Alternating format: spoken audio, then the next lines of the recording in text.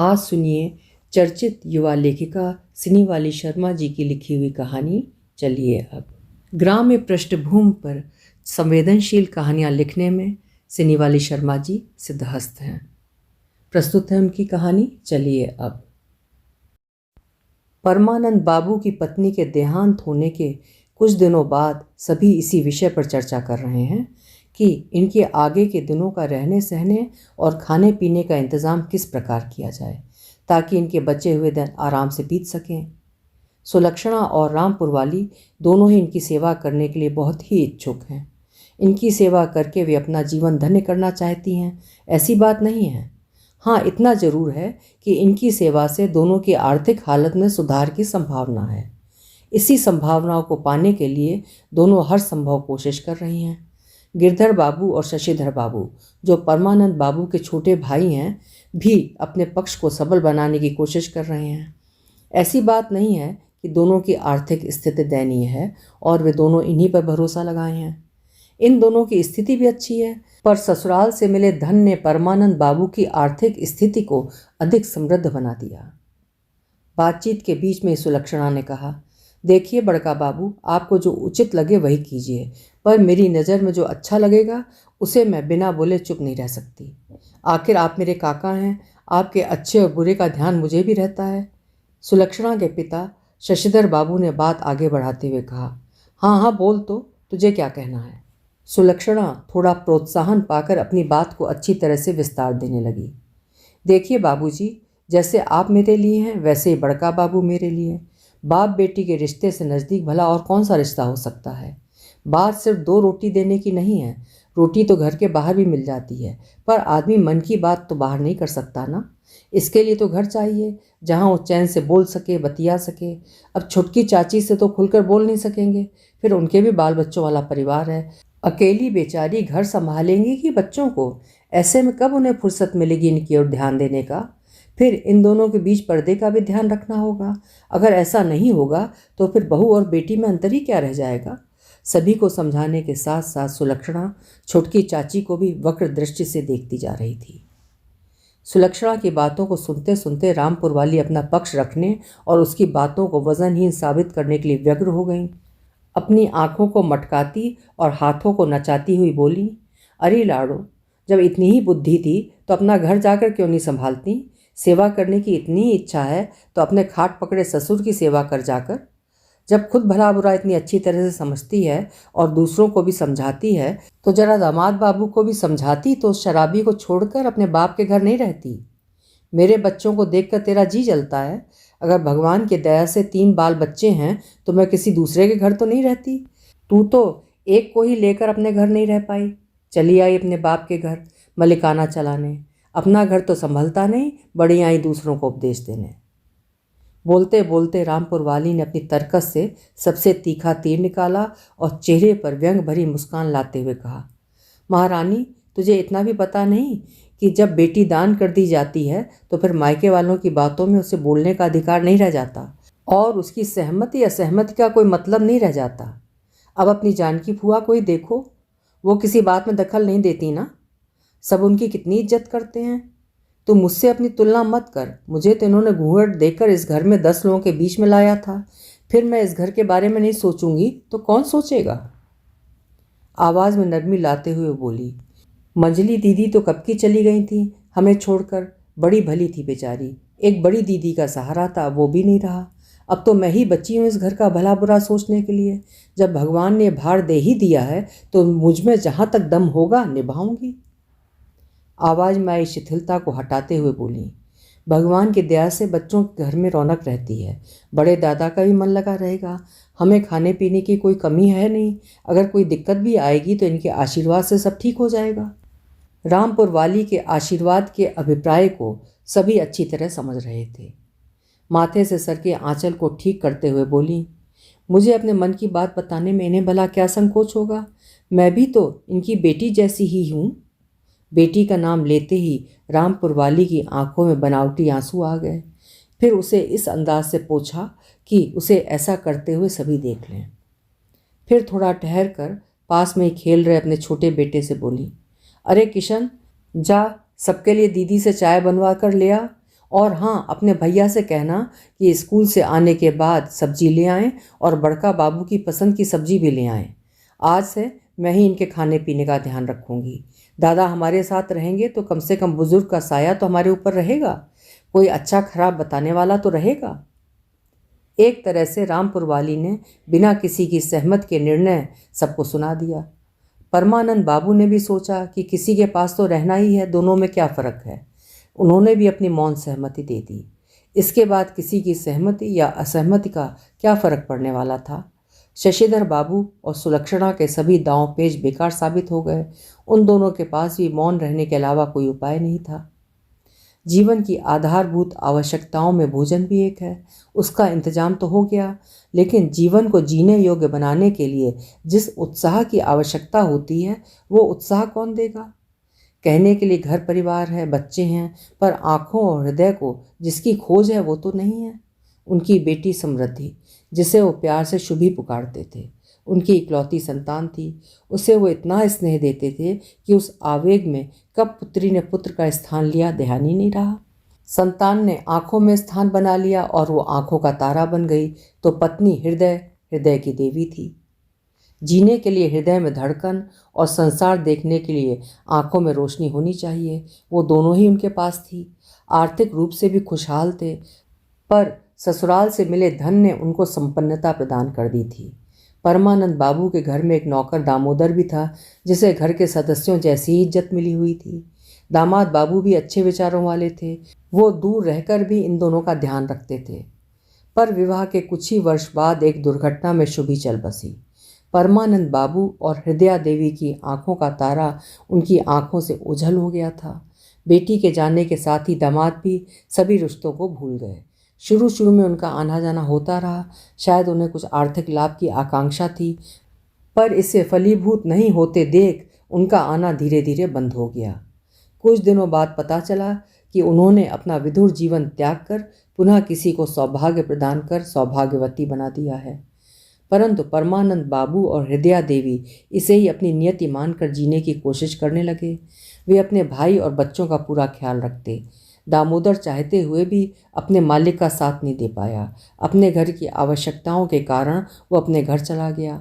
हाँ, बीच बीच में आकर उनकी खोज खबर लेता रहता था। पत्नी के निधन के बाद अब हृदय की सरिता भी सूख गई। कभी कभी जिंदगी कैसे बीतती जाती है पता ही नहीं चलता। कभी कभी एक एक पल भारी हो जाता है। अपने बीते दिनों को याद करते करते कब रात हो गई उन्हें पता भी नहीं चला। उनका ध्यान तब टूटा जब रामपुर वाली अपने छोटे बेटे श्याम के साथ खाना लेकर आई। माथे पर आंचल डाले और हाथ में थाली लिए बोली, क्यों दादा, तबीयत ठीक नहीं है क्या? देखिए, मैंने आज आपकी पसंद की खीर बनाई है, ज़रा खाकर बताइए कैसी है। बड़ी दीदी को देखते देखते मुझे भी आपकी पसंद का अंदाज़ा तो हो ही गया था, पर महीने भर से खिलाते खिलाते आपकी पसंद को और बारीकी से समझने लगी हूँ। इसके बाद वो अपने बनाए खाने और अपनी तारीफ सुनने के लिए अधीर हो उठी, पर परमानंद बाबू हूँ हाँ के अलावा कुछ नहीं बोले। नारी में अपनी प्रशंसा सुनने की कामना जितनी अधिक होती है, धैर्य उतना ही कम होता है। आंचल ठीक करके गिलास में पानी डालते हुए बोली, दादा, आप हमेशा क्या सोचते रहते हैं? आपकी ऐसी दशा देखकर आपके भाई और मुझे अच्छा नहीं लगता। बच्चे भी बेचैन हो जाते हैं आपके लिए। बस आप खुश रहिए, हमें और क्या चाहिए? भगवान की दया से सब कुछ तो है हमारे पास। उसने अपनी बातों के वास्तविक अर्थ पर पर्दा डालते हुए कहा। परमानंद बाबू भी उसकी बातों पर खास ध्यान नहीं दे रहे थे, सो समझ नहीं पाए। बोले, नहीं बहू, ऐसी बात नहीं है।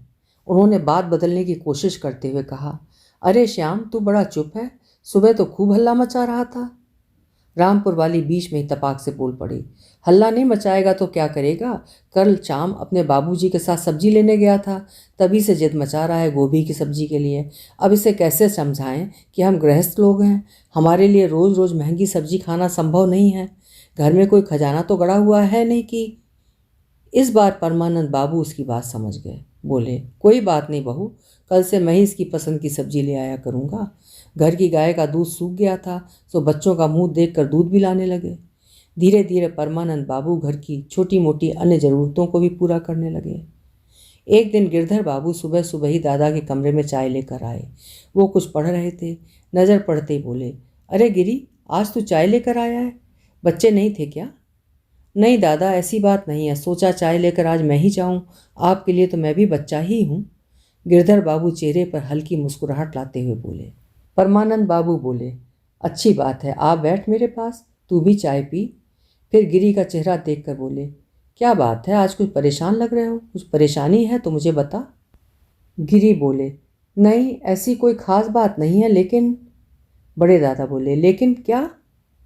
गिरधर संकोच से बोले, दादा देवघर में ज़मीन बिक रही है, सहदेव भी ले रहा है, सोच रहा था कि अगर थोड़ी ज़मीन मैं भी। परमानंद बाबू खुश होकर बोले, ये तो अच्छी बात है, इसमें सोचना क्या है, ले ले। गिरधर के चेहरे पर हल्की खुशी आई, बोले, अगर आप कुछ मदद कर देते तो। परमानंद बाबू चुप रहे। कोई उत्तर नहीं पाकर गिरधर फिर बोले, हाथ में पैसे आते ही वापस कर दूंगा। लेकिन परमानंद बाबू ने इस पर भी कोई उत्तर नहीं दिया। उनकी उदासी और चुप्पी देखकर छोटे भाई के मन में शंका पैदा होने लगी। परमानंद बाबू का मुख मलिन हो गया।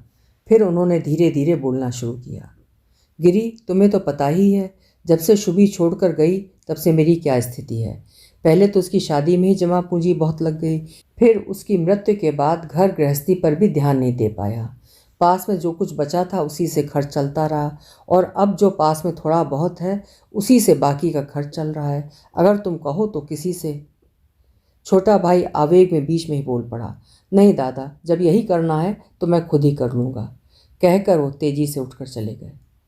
गिरधर और रामपुर वाली की आशा पर जो वज्रपात हुआ, उसमें परमानंद बाबू के प्रति सारी सहानुभूति, प्रेम, संवेदना खाक हो गई।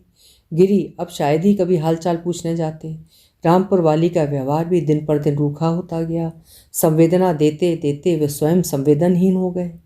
परमानंद बाबू सभी छोटी छोटी ज़रूरतों को पूर्ववत पूरा करते रहे, लेकिन अब ना तो उनकी पसंद का खाना बनता और ना ही अन्य काम समय पर पूरे किए जाते। एक दिन रामपुर वाली खाना लेकर आई तो थाली में सिर्फ सब्जी रोटी ही थी। परमानंद बाबू बोले, क्यों बहू, घर में दूध नहीं था क्या? रोज़ तो आता ही है। इतना सुनते ही रामपुर वाली हुंकार उठी, दादा दूध की ज़रूरत बच्चों को होती है ना, कि बूढ़ी हड्डियों को? इन बूढ़ी हड्डियों में अब क्या होने वाला है, अगर बच्चे ढंग से। परमानंद बाबू ने बात खत्म करने के लिए बीच में ही कहा, कोई बात नहीं बहू, मैं तो बस ऐसे ही बोल रहा था, रोटी सब्जी भी बहुत है। इतना सुनकर रामपुर वाली भी भनभनाती हुई चली गई।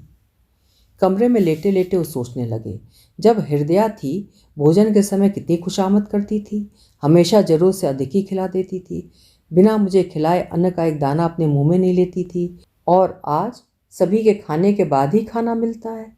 ठीक ही तो है, बच्चों को समय से खाना मिलना चाहिए, गिरी को भी बाहर जाना होता है, उसी पर गृहस्थी का पूरा बोझ है।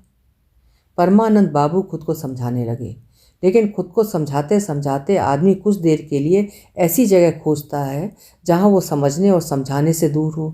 कोई तो हो वहाँ जहाँ स्वयं को पूरी तरह मुक्त महसूस कर सके। वो सोचने लगे, शुभी अगर आज तुम होती तो क्या इसी तरह करती? जिस बाप ने अपने खून से तुझे बनाया उसी के मुंह से निवाला छीन लेती? नहीं शुभी, तुम ऐसा नहीं कर पाती, क्योंकि मैं तुम्हारा पिता था, लेकिन गिरी का तो मैं पिता नहीं। जिस धन की आशा से वो मुझसे बंधा था वो भी मेरे पास नहीं है। कुछ रिश्ते केवल धन की धरातल पर टिकते हैं। हृदय और शुभी दोनों मुझे छोड़कर चले गए, तो मैं यहाँ किसकी आशा में बैठा हूँ? कोई तो नहीं है। हृदय आकर एक बार देख तो लेती, तुम्हारे बिना भोजन कराए मैं कैसे भोजन करता हूँ। शायद पति और पत्नी का ही रिश्ता ऐसा है जहाँ किसी भी बात या भावना को निसंकोच अनावृत किया जा सकता है। इसके अलावा तो हर रिश्ते में बातों को कहने से पहले कितने ही आवरणों में लपेटा जाता है। परमानंद बाबू की भावनाओं का साथ आंसुओं ने भी दिया। भावनाएं और आंसू दोनों मिलकर आंखों से उमड़ पड़े। अब तो परमानंद बाबू को सुबह का खाना देर दोपहर तक मिलने लगा। जब एक बार देर होने लगती है तो फिर देर होती ही रहती है। एक दिन रात में वो अपने कमरे में खाने का इंतज़ार कर रहे थे और अपने आप में डूबे को सोच रहे थे कि अचानक दामोदर ने आकर उनके पैर छुए। उसे देखकर लंबे समय बाद उनके चेहरे पर खुशी आई। बोले, अरे दामोदर, तू कब आया, कैसा है? दामोदर नीचे बैठते हुए बोला, बस मालिक, आपकी याद आई और मैं आपको देखने के लिए चला आया। दोनों कुछ देर तक इधर उधर की बातें करते रहे। फिर दामोदर बोला, मालिक, शरीर कितना सूख गया है आपका, ढंग से खाते पीते नहीं है क्या? परमानंद बाबू फीकी हंसी के साथ बोले, आज कितने दिनों बाद किसी ने मुझे इतने गौर से देखा है। दामोदर, बता किसके लिए अब शरीर पर ध्यान दूं? अब इसकी ज़रूरत ना मुझे है ना किसी और को। जिन्हें ज़रूरत थी वो तो अब है नहीं। दामोदर बोला, नहीं मालिक, जब तक आप इस संसार में हैं इस शरीर का ध्यान रखना आपका धर्म बनता है। बड़े मालिक बोले, दामोदर तू बड़ा सीधा है रे, अब तो धर्म अधर्म पैसों से तुलने लगा है। वो बोला, मालिक आप जो कहिए, पर मुझे लगता है कि कोई आपका ध्यान रखने वाला नहीं है। तुझे कैसे पता? परमानंद बाबू ने पूछा। बड़े मालिक, जब आग लगती है तो धुआं दूर से ही दिखाई देता है। वो दामोदर का चेहरा देखते ही रह गए, फिर संभलते हुए बोले, नहीं रे, ऐसी बात नहीं है। गिरधर शशिधर हैं, सभी अपने ही हैं, अपना खून है, सभी मेरा बड़ा ध्यान रखते हैं, मैं आराम से हूँ। उधर रामपुर वाली को अंदाज़ा हो गया था कि आज परमानंद बाबू का कोई हितैषी आया है। उसने बड़े बेटे को भेजकर पता लगा लिया कि दामोदर आया है, इसलिए आज उसने बड़े अच्छे ढंग से थाली सजाकर अपने दादा के लिए लेकर आई। किसी को देखकर नारी अपने व्यवहार को इस तरह बदल देती है कि वास्तविक स्थिति का अंदाज़ा आसानी से नहीं लगाया जा सकता। हाथ में थाली, चेहरे पर हल्की मुस्कान और सिर पर आंचल लिए बोली, अरे तुम कब आए, पता ही नहीं चला। कितनी देर से भूखे प्यासे बैठे हो, अगर जानती तो कुछ जलपान भिजवाती। फिर बड़े भैया की तरफ मुड़कर बोली, क्या करूं दादा, खाने में थोड़ी देर हो गई। अकेली जान, काम करते करते देर हो जाती है। देखिए आज मैं आपकी पसंद की सब्जी भी नहीं बना पाई। परमानंद बाबू भी समझ रहे थे कि सहृदयता का कारण क्या है, लेकिन उन्होंने ना कुछ कहा और ना ही चेहरे पर कोई भाव आने दिया। बस सामान्य होकर भोजन करने लगे। रामपुर वाली भी आग्रहपूर्वक भोजन करा रही थी। दादा आप तो खीर ही नहीं ले रहे हैं, और ये भाजी अच्छी नहीं लगी क्या? देखिए तो चेहरा कैसे सूख गया है। फिर दामोदर से बोली, बड़ी दीदी के बाद तो तुम हमें गैर ही समझने लगे। इतनी देर से बैठे हो और अभी तक हाथ मुंह भी नहीं धोया। तुम्हें भी तो भूख लगी होगी, लेकिन तुम तो इन्हें बिना खिलाए खाओगे नहीं। अब इनका खाना भी हो गया, चलो तुम भी खा लो, इतनी दूर से आए हो, थके होगे। ये सब कहते हुए रामपुर वाली दामोदर को भोजन कराने के लिए अपने साथ लेकर चली गई। अतिथि देवो भव की भाव उक्ति को ध्यान में रखकर रामपुर वाली बड़े प्रेम से उसे भोजन करा रही थी। बीच बीच में उसके घर परिवार के बारे में पूछती रही, साथ ही ये भी जताती रही कि मझले भैया के ध्यान नहीं देने पर भी किस कदर वो उसके पति और बच्चे परमानंद बाबू का ध्यान रखते हैं। ये सब वो धन के लोभ से नहीं बल्कि धर्म समझ कर रही है। दामोदर भी नारी माया को समझ नहीं पाया और संतुष्ट हो गया कि उसके बड़े मालिक की स्थिति ठीक है। दामोदर को लौटे कई दिन हो गए और परमानंद बाबू की स्थिति पुनः मुश्को भव की हो गई थी। भोजन और अन्य कामों में देरी के साथ व्यंग बाणों की वर्षा भी तेज होने लगी। सुलक्षणा को जब से इस बात का अंदाजा हुआ कि बड़का बाबू केवल हाथी के दांत हैं और वो अंदर ही अंदर खुश हो गई। पिता पुत्री ने सोचा कि भगवान जो करता है अच्छा ही करता है, लेकिन बेचारी रामपुर वाली क्या कहकर खुद को समझाती। कभी कभी उसे अपनी बुद्धि पर ही गुस्सा आने लगता। अब तो उसे ये बोझ ना तो उतारते बनता है और ना ही संभालते। मन ही मन सोचने लगी कि हाथ कुछ आया भी नहीं, उल्टे सुलक्षणा से संबंध खराब हो गए। एक वही तो है जो अच्छा बुरा वक्त पड़ने पर साथ दे सकती है। अगर वो अपने बाप के घर रहती है तो इससे उसका क्या जाता है, उससे तो संबंध सुधार कर ही रहना चाहिए। उसने एक बार फिर अपनी बुद्धि का उपयोग शुरू किया और धीरे धीरे सुलक्षणा के मन में अपने प्रति आई कालिमा को दूर करने में लग गई। नारी ही नारी की मति समझ सकती है। उसे भी आभास हो गया कि छुटकी चाची संबंध सुधारने में जुट गई हैं, तो उसने भी मन में विचार किया कि जब यहाँ रहना है तो मिलजुल कर रहने में ही फ़ायदा है। सो उसने भी छुटकी चाची के बड़े हाथ को थाम लिया। इस बीच दामोदर कई बार आया और उसे धीरे धीरे बड़े मालिक की फीकी हंसी तथा उदासीनता और छोटी मालिक की चतुराई का अंदाज़ा होने लगा। अब वो अपने बड़े मालिक से मिलने जल्दी जल्दी आने लगा। एक आध दिन रुककर उनकी सेवा करता, फिर चला जाता। एक दिन सुलक्षणा और रामपुर वाली अपना अपना काम निपटाकर आपस में बातें कर रही थीं। सुलक्षणा बोली, क्यों चाची, दामोदर फिर आया है क्या? रामपुर वाली ने जवाब दिया, अरे उसका क्या है, आने जाने में तो कुछ खर्च लगता है नहीं। 2-4 कोसी दूर उसका घर है, जब मन हुआ हाथ हिलाते हुए आ गया। थोड़ा बहुत तो खाता नहीं, पूरा सेर भर अनाज तो एक बार में खा जाता है। फिर रुक कर बोली, बड़े भैया तो मना भी नहीं करते। उनको तो ये सोचना नहीं है कि घर गृहस्थी कैसे चल रही है। बिना हाथ पैर हिलाए खाना मिल ही जाता है, ऊपर से बात करने वाला भी मिल जाए तो बुरा क्या है। इन्हें तो आगे नाथ ना पीछे पगहा। एक मैं अकेली जान घर गृहस्थी संभालूं या अतिथि महाराज की सेवा करूं। कहते कहते रामपुर वाली ने देखा ही नहीं कि कब दामोदर पीछे आकर खड़ा हो गया।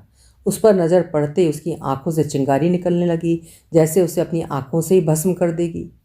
तमक कर बोली, अरे दामोदर, तू खड़ा हमारी बातें सुन रहा है? तुझे इतनी भी शर्म नहीं? बीच में दामोदर बोल उठा, नहीं छोटी मालकिन, ऐसी बात नहीं है। मैं तो सुलक्षणा ने भी देखा कि चाची का साथ निभाने का अच्छा मौका है, वो भी उबल पड़ी। एक तो चुपके से बातें सुनता है, ऊपर से जुबान भी लड़ाता है। चाची, इसकी हिम्मत तो देखो। रामपुर वाली सहारा पाकर और बलवती हो गई। बोली, अरे इसे इतनी बुद्धि कहाँ, लेकिन बड़े दादा हैं कि इसे सर पर चढ़ाए रहते हैं। दामोदर भी इस बार चुप नहीं रह पाया, आवेग में बोल पड़ा, देखो छोटी मालकिन, एक तो मैं चुपके से आपकी बातें सुनने नहीं आया था। बड़े मालिक को खाना देकर आप बैठ गईं, उन्हें थोड़ी दाल चाहिए थी, वही कहने आया था। दूसरी बात, आपको जो कुछ कहना है मुझे कहिए, बड़े मालिक के बारे में कोई उल्टा सीधा शब्द नहीं सुन सकता। चाची को उकसाने के लिए सुलक्षणा हाथ नचाते हुए बोली, अरे दैया, अब तो नौकर चाकर भी घर के मामले में बोलने लगे हैं। अकेले में अगर छोटी मालकिन से दामोदर ऐसी बातें करता तो शायद उसे उतना गुस्सा नहीं आता, लेकिन सुलक्षणा के सामने अपनी बेइज्जती उसे कई गुना अधिक लगी। धधकते हुए बोली, बड़ा आया बड़े मालिक की तरफदारी करने वाला, लगता है अपना सारा धन तुझे ही दे दिया है जो इतना ऐंठ रहा है। एक बार जब मुंह खुल जाता है तो फिर दोहरा कर बोलने में संकोच नहीं रह जाता। दामोदर भी बोलने लगा, बड़े मालिक ने मुझे क्या दिया है आपको क्या पता, उन्हीं के कारण तो आज मैं। सुलक्षणा और रामपुर वाली दोनों को संदेह हो गया कि परमानंद बाबू ने अपना बहुत सारा धन चुपचाप इसे दे दिया है, इसी वजह से ये आज बहुत सुखी है और दौड़ दौड़ कर लोभ से आता भी रहता है। दोनों अपनी आशंका और व्यग्रता को छिपा नहीं सकी, एक साथ बोल पड़ी, जरा मैं भी सुनूं, आखिर तुझे ऐसा क्या दे दिया है कि रात दिन उनका ही गुणगान करता रहता है। दामोदर बोला, जब मैं बहुत छोटा था तभी से इनके यहाँ रहता हूँ। बचपन में ही मेरी माँ मर गई, पर बड़ी मालकिन ने मुझे इतने दुलार से रखा कि मुझे अपनी माँ की कभी याद भी नहीं आई। बड़े मालिक ने मुझे थोड़ा बहुत पढ़ना लिखना सिखाया, जिसके कारण मैं आज अपनी बिरादरी में 10 लोगों के बीच उठ बैठ सकता हूँ। उनके बीच मेरी कुछ इज्जत है। उन्हीं का पाला ये शरीर है जिसके कारण मैं अपने खेतों पर काम करता हूँ और अपने परिवार को संभालता हूँ। लेकिन छोटी मालकिन, ये धन आँखों से नहीं दिखता और आपको तो आँखों से दिखने वाला ही धन चाहिए। रामपुर वाली भी इन सब बातों में आने वाली नहीं थी। बोली, जब इतना कुछ दे ही दिया है तो ले जा अपने बड़े मालिक को अपने साथ। जब बिठाकर खिलाना पड़ेगा तब पता चलेगा कि कौन सा धन काम आता है। जब पास से एक फूटी कौड़ी भी नहीं मिलेगी तब हम भी देखेंगे कि बड़े मालिक की रट कहाँ जाती है। दामोदर ने शांत स्वर में कहा, मैं भी तो यही चाहता हूँ, पर उनसे कहने की हिम्मत नहीं होती।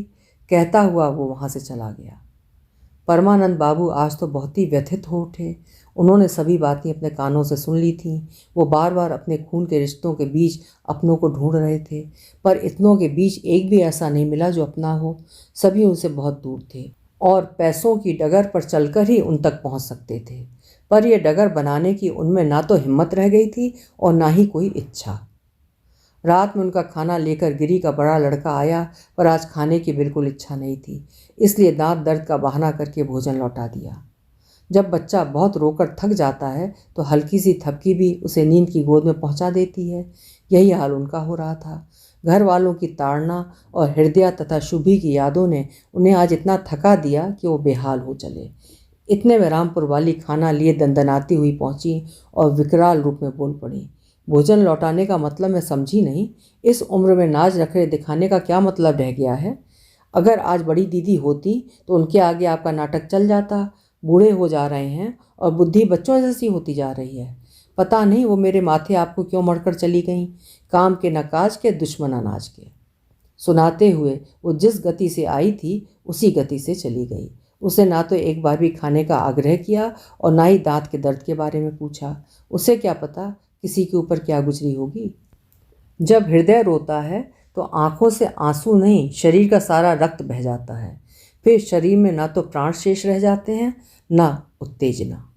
परमानंद बाबू की भी स्थिति वही हो गई थी। दामोदर उनके आंसू देखकर विवल हो उठा। उसने आज तक अपने मालिक की आंखों में आंसू नहीं देखे थे। अपने आप को संभालते हुए कहा, मालिक, अब और किसी चीज़ की उम्मीद है इसके अलावा? यहाँ से और कुछ नहीं मिल सकता। इस तरह भूखे प्यासे यहाँ कितने दिन और किसके लिए रह पाएंगे? वो गंभीरता से बोले, तू परेशान क्यों होता है रे? मैं भूखा प्यासा कहाँ हूँ? हृदय के जाने के बाद ये आंसू ही मेरी भूख प्यास मिटा देते हैं। पूछते हो कि मैं यहाँ किसके लिए हूँ? सच कहते हो। अब मेरा कोई अपना तो है नहीं और ना ही मुझे खोजते हुए यहाँ कोई आने वाला है, लेकिन अब इस उम्र में भी कहाँ यहाँ रहकर कम से कम हृदय और शुभी को अपने करीब महसूस करता हूँ। इस घर से यादें जुड़ी हुई हैं। मेरा बचपन भी इसी घर में गुजरा है। इनका मोह मुझे कहीं भी चैन से नहीं रहने देगा। वैसे भी इस दुनिया में मेरे लिए बैठा ही कौन है?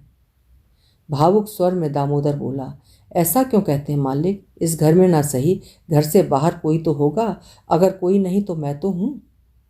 परमानंद बाबू आश्चर्यचकित होकर बोले, दामोदर, तुम मेरा बोझ उठाओगे?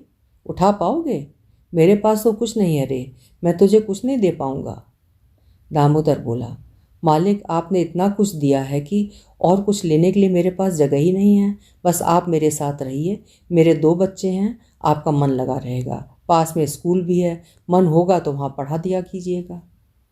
परमानंद बाबू सहमत नहीं हुए। बोले, दुनिया क्या कहेगी? दामोदर हंसते हुए बोला, मालिक, दुनिया तो किसी भी हाल में बोलेगी। अगर कोई मर गया तो बोलेगी बेचारा मर गया, और अगर जीवित रह गया तो कहेगी पता नहीं कब मरेगा। बड़े मालिक बोले, लेकिन दामोदर फिर बोला, मालिक, अपने लिए नहीं तो मेरे लिए ही चलिए। कम से कम आंखों के सामने देखकर मुझे शांति रहेगी। अमावस की रात की सुबह का ब्रह्म मुहूर्त, आकाश से तारे विदा होने लगे और परमानंद बाबू भी अपनों से अपने घर से विदा होने लगे। घर के सभी प्राणी सोए हुए थे, पर खूंटे से बंधी गाय घर के इस मालिक को विदाई देने लगी। दोनों की आंखें झड़ने लगीं। परमानंद बाबू ने गाय के पास जाकर उसे चूमा और प्यार से सहलाते हुए फिर कभी नहीं स्पर्श करने वाली अनुभूति से बार बार छूकर आगे बढ़ने लगे। गाय उन्हें माता की तरह विदा करने लगी। कभी कभी मनुष्य से अधिक अपना जानवर ही हो जाता है, लेकिन छोड़ना इतना आसान होता तो फिर दुनिया में मोह माया के लिए कोई जगह ही नहीं रहती। जब कुछ छूटता है तो माया उसे कसकर पकड़ने लगती है। इस बार शरीर के साथ आत्मा भी रो पड़ी। उन्हें माँ की याद आने लगी। इसी घर के आंगन में तो वो माँ का आंचल पकड़कर गिरते संभलते थे। गिरने पर माँ कहती थी, उठेगा नहीं तू? फिर प्यार से सहारा देकर उठाती थी। माँ, आज मैं फिर गिर पड़ा हूँ, उठाओगी नहीं? मुड़कर देखा तो लगा जैसे माँ बुला रही है। उन्होंने खुद को संभाला, सोचा माँ होती तो शायद। फिर अपने को मजबूत कर एक एक पग बढ़ाने लगे। शरीर तो कहना मान भी लेता है, लेकिन चित्त तो चंचल होता है। वो फिर मुड़कर घर की ओर देखने लगे। सोचा, इसी घर में हृदय कितनी बेचैनी से उनके आने का इंतज़ार करती थी। उनके वापस आने पर कितनी अधीरता से पूछती, इतनी देर क्यों करती? याद भी नहीं रहता कि कोई इंतज़ार कर रहा है। मन ही मन बोल पड़े, हृदय, अब इंतज़ार नहीं करना, अब यहाँ नहीं आऊँगा। खाने के लिए इंतज़ार नहीं करना, मैं भूखा ही जा रहा हूँ, अब यहाँ नहीं आऊँगा। फिर उन्हें आभास हुआ कि जिससे वो बात कर रहे हैं वो तो कब की घर छोड़कर जा चुकी है। अगर कहीं इसी घर में आकर इंतज़ार करेगी और मेरे नहीं रहने पर कितनी परेशान होगी। नहीं नहीं, लौट चलता हूँ, इसी घर में मैं उसका इंतज़ार करूँगा। उन्हें अपने आप में खोया देखकर दामोदर ने टोका, मालिक क्या सोच रहे हैं? उनमें इतनी शक्ति नहीं बची थी कि कुछ जवाब दे पाते। अनमयस होकर बोले, कुछ नहीं। फिर अपने शरीर को खींचने लगे। धीरे धीरे बढ़ ही रहे थे कि लगा जैसे शुभी पीछे से पुकार रही हो, बाबूजी, चुपके से मुझे छोड़कर कहाँ जा रहे हैं? पैर अपने आप रुक गए। आंखें फिर मुड़कर उसी घर की तरफ देखने लगी। लगा शुभी अपनी माँ की गोद में मचल रही है, साथ आने की जिद कर रही है। लहरों के बीच से जब आदमी खुद को किसी तरह खींचकर आगे बढ़ता है, लहरें बार बार अपनी ओर खींचने की कोशिश करती रहती हैं। वही मनस्थिति परमानंद बाबू की हो रही थी। सोचा, इसी घर से मैंने अपना हर चीज़ खोया और पाया। अपने आप को इनसे अलग करके कहाँ जा रहा हूँ? नहीं, लौट चलता हूँ। अगर आज ये सभी होते तो मुझे इस तरह जाने की क्या ज़रूरत होती? मरने के बाद तो घर छोड़ना अपने हाथ में नहीं रहता, पर आज तो सशरीर ही घर छोड़कर जा रहा हूँ। यही सोचकर धीरे धीरे आगे बढ़ रहे थे। दामोदर उनकी स्थिति को अच्छी तरह से समझ रहा था। वो भी धीरे धीरे चल रहा था। थोड़ी देर बाद पीछे मुड़कर देखा तो गांव पीछे छूट गया था। गांव के बाहर का ये बगीचा जिसे उन्होंने लगवाया था, आम, कटहल और न जाने कितने पेड़ लगाए थे, कितने स्नेह से हर पौधे को वृक्ष बनाया था, आज वे पेड़ अपनी जगह पर स्थिर रहने के लिए विवश थे, लेकिन उनकी हर पत्ती जैसे उन्हें रोकने की कोशिश कर रही थी। कुछ तो झड़कर उनके पैरों के नीचे आकर रोकती, पर वो उसे आंसू से सींचकर आग्रह को ठुकराते हुए अपने को खींचे ले जा रहे थे। गांव के बाहर ग्राम देवी का मंदिर, जो गांव के अपने सभी संतानों की रक्षा करती है, माता है सबकी। गांव का कोई भी आयोजन, उत्सव इनकी आराधना के बिना पूरा नहीं होता। लेकिन माता, आज तुम्हारी ये संतान तुम्हारी छाया से दूर जा रहा है, शायद दोबारा इधर नहीं आ सकूं, लेकिन माँ, मुझे भूल नहीं जाना। उन्होंने दोनों हाथ जोड़कर, आंखें बंद कर, आंसू का अर्घ्य देकर उन्हें प्रणाम किया, फिर आगे बढ़ने की कोशिश करने लगे। गांव की अंतिम निशानी बूढ़ा बरगद, यहीं से गांव की सीमा समाप्त मानी जाती है। यहीं आकर उन्होंने शुभी को विदा किया था।